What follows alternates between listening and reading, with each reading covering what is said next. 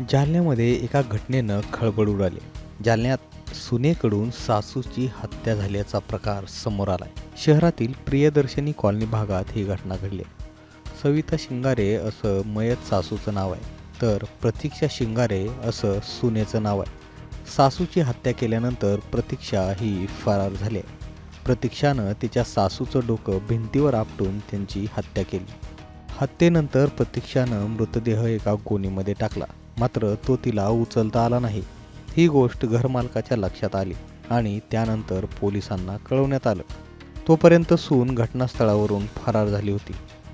दरम्यान या हत्येचं कारण अद्याप समजू शकलेलं नाहीये आणि फरार सुनेचा शोध जालना पोलीस घेत आहेत.